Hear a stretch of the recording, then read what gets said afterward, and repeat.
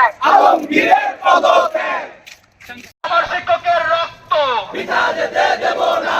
দফায় এক চাই, জবাব চাই। গণতন্ত্র চেয়ারম্যান কেন? গণহত্যার দোষর চেয়ারম্যান কেন? চাই, জবাব চাই। আমার ভাইয়ের রক্ত বৃথা যেতে দেব না। আমার ভাইয়ের রক্ত বৃথা যেতে দেব না। বৃথা যেতে দেব না।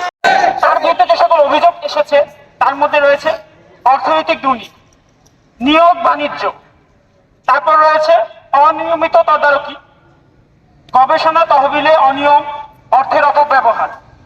এরপর রয়েছে শিক্ষার মান নিয়ন্ত্রণে শিক্ষার মান নিয়ন্ত্রণে সে দুর্বলতা করেছে। এরপর তিনি বিশ্ববিদ্যালয়ের যে উন্নয়নগুলো ছিল এই উন্নয়ন প্রকল্পে অনিয়ম প্রকল্প বাস্তবায়ন করেছে এবং প্রকল্পিত তহবিলের অপব্যবহার করেছে। এছাড়াও আমাদের শিক্ষক, কর্মচারী, কর্মকর্তা, ছাত্রদের বিভিন্ন সময় আমরা দেখেছি বিভিন্ন রকম ট্যাগ দিয়ে নির্যাতন করা হয়েছে।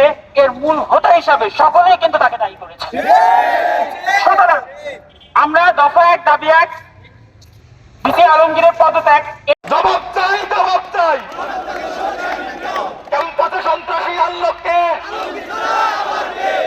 সকল ধরনের পদোন্নতি এবং সুযোগ সুবিধা থেকে বঞ্চিত করে এবং তার অনুসারী যারা ছিল তাদের প্রত্যেককেই বেআইনিভাবে বিভিন্ন গুরুত্বপূর্ণ পদে কর্মকর্তা কর্মচারীদের মিছিলে নারায়ে তাকবীর আল্লাহু আকবার স্লোগান দেওয়ার কারণে তাদেরকে নির্মমভাবে এই দুর্বার বাংলার এখানে টর্চার করা হয়। তাও এই ভিসি আলমগীরের নেতৃত্বে সে প্রশাসনিক ভবন থেকে ধরে নিয়ে এসে প্রথমে অমর 21 হলে, তারপর দুর্বার বাংলায়, তারপর প্রশাসনিক ভবনের নিচে ভিসি আলমগীরের নেতৃত্বে তার অনুসারী ছাত্রলীগের সন্ত্রাসীরা টর্চার করে এবং পরবর্তীতে তাদেরকে বেআইনিভাবে পুলিশে দেয় এবং অনেককেই বহিষ্কার করে, অনেকে স্থায়ীভাবে তার চাকরিচ্যুত হয়।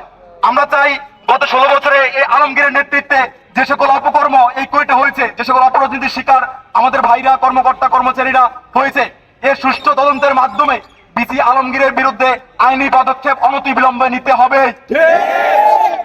আমরা এই আলমগীরকে ইউজিসির সম্মানিত চেয়ারম্যান পদ থেকে দ্রুত অপসারণ চাই।